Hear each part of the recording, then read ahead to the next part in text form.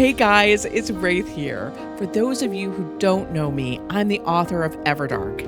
Every week, I get together with the Everdark cast and we talk about things related to vampires, voice acting, and life. Sometimes I ask them questions, but sometimes they ask me questions. And by the way, we want to hear your answers to those same questions in the comments. All right, so we're going to go on to something of an ethical question now. One of my favorite characters in the book is actually Sophia Strange. She is something called a seer vampire. The seer bloodline can see the future, and they're very rare. Seer has basically a lot of them commit suicide due to the gift. If that gift wasn't heavy enough, she looks like a young teenager, about 15.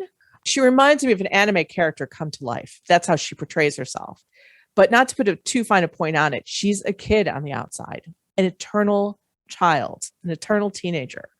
But she's also actually older than most of the vampires we've met so far. She was there before the war. Obviously, she did know Damon, though she looks like a child. She is not. We also have William, who is another childlike vampire in Balthazar's house. He is a beautiful teenager, but again, he is definitely a teenager. And I wanted to ask what you guys thought of the moral ramifications of child vampires, because I would think if vampires were known to exist and you were turned into a vampire and had a child, you know that there are opportunities for them to die. Would you be able to stop yourself from turning them? And going on with the child vampire thing, I think I also wanted to look into Sophia's particular gift, because I noticed that nobody chose Seer as what they wanted to be as a vampire. Would you find it more of a curse than a blessing to see the future, especially if things can't be changed? So Jay and Hannah, I was hoping that you guys could start off our conversation on this, but I'm sure other people have thoughts. I mean, I think it's actually a dilemma that I think is revisited in the vampire myth quite often. Like, what do you do when you turn somebody? And then what's the age cutoff?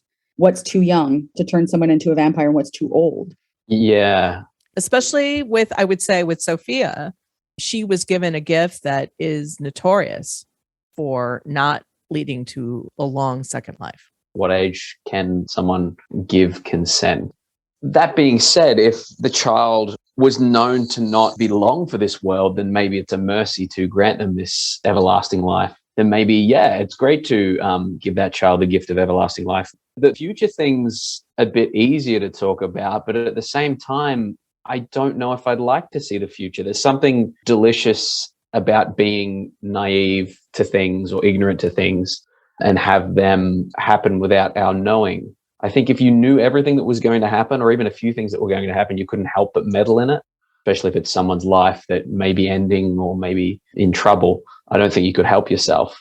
I don't know if that's something I'd be down for. I'm more happy to live in whatever's happening right now. Whatever happens, I guess. I'm not so sure it's so much of a moral dilemma as an ethical dilemma. Does that make sense? I think morality is individual, ethics is societal. Right. So individually, maybe you could make a decision to turn a child that's dying into a vampire and give them everlasting life. But I think it's taboo ethically, as in society, to burden another person with that forever, like literally in this case, in this fantasy world, it's forever. I would not forever want to be 10. Can you imagine forever being 15? I think in an interview with the vampire, she showed the pain, especially, and I'm blanking on the child's name, but she was in love with Lestat as a woman. Kirsten Dunst, who played her. Remember, she was in love because she was a woman. Mm-hmm. She might have looked like a doll, but she was a woman. And then when she goes and she turns a woman who had just lost a child so that she would have someone to take care of her. And she looks at the other two, Lestat and Louis, in rage. She's enraged at them and said, this is what I'm forced to do because I will never grow up. And that always haunted me a little bit. Although I think Sophia is just a wonderful character and she's a lot of fun. But she's clearly not a child on so many levels. But I sort of wonder because, and this is back to your question about would you like to be a seer or not? I mean, it seems to me that people are picked to be vampires of specific houses, not just randomly, but because they're immortal or their master seems to feel that they have some predilection and can offer something to that house rather than just like, oh, randomly here, I like the way you look, I'm going to make you a vampire. So maybe Sophia Strange had something because she was turned by Seer. So she was turned by the immortal. Maybe the Seer saw something in her or saw the future with her in it as a part of the world. Yeah, she's incredibly powerful in terms of her ability to have lived through the ages as she has. So she actually was chosen because during her life, there's also an intimation that maybe she did have a precog power as well. So there's definitely, you're absolutely right that they choose people, not how they look, but how they would do in the particular bloodline and how they think they would do going forward as an immortal. The Seer bloodline, especially, I've often looked at it, in the last movie of the Star Wars prequels, where Anakin sees the future of his wife and children dying, and he does everything he can to think he's going to stop it. And what ends up happening? He's the cause of what he was seeing all along. And I think the issue that the Seer run into a lot is they realize certain things cannot be avoided. And the more you try to avoid them, the more likely you are causing them to happen. And so they have to differentiate between these fixed points that will never change and then things that will. And how do you get around them? I guess that's the big question is, can a seer affect the future or is the future set in stone? So can you change that? Can anything you do change that? Or no matter what you do, there are fixed points and that's going to happen no matter what. So it depends on the world, I guess. Yeah. Yeah. And is you changing something predestined to happen? Is you going, oh, I'm going to change that. And that's the Anakin thing. And also in the Matrix, she said, if I hadn't said, remember when Neo's in the kitchen, they're making cookies. And she said, if I hadn't said something, would you have done that? I told you what you needed to hear. Yeah. Well, I think we can be compatibilists and say it's a little bit of both, because I think even Sophia acknowledges that and says there are many futures. That's what I like, the idea that there are many choices that can lead to different paths and the seer can see what is possible. So maybe they're exaggerating a little when they say they know what is going to happen. They can see many things that could happen. At the same time, in the end of chapter 7, K-Morn confronts Seer, so the immortal, that he's been keeping prisoner. He confronts her because he's been keeping her to change the future. And she allowed herself to be kept so the future that she wanted to happen would happen. He asks her, could anything have changed this? And she says no. Well, that's the thing. Do we have a choice? And that is a recurring theme in Everdark, is when you have a choice and when you don't, and what you do with that choice. So it seems like Balthazar, for instance, is being very, I'm going to give you a choice. Do you want this? But to a human who is dying, who doesn't know about anything after this, that's no choice. Live or die? What are you talking about? Same thing for Julian. Save my friend or let him die. That's not a choice. The choice has already been made.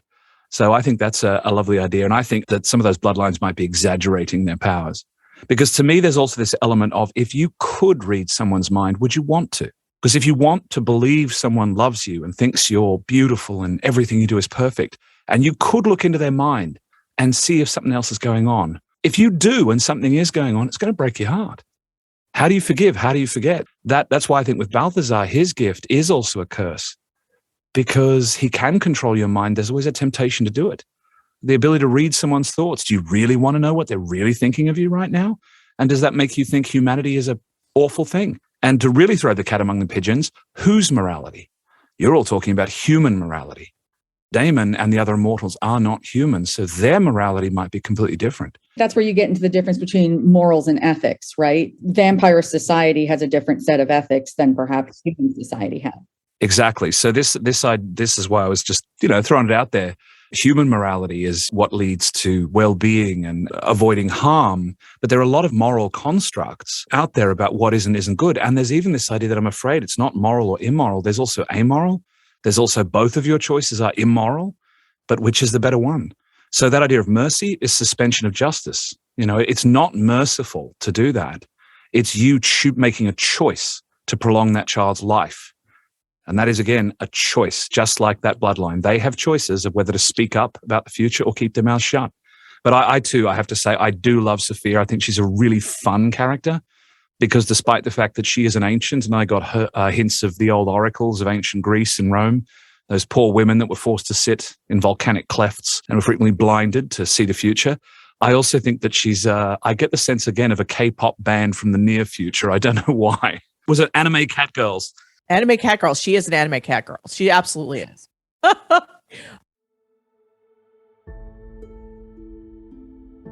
I hoped you liked this behind the scenes discussion with the cast and crew of the Everdark podcast.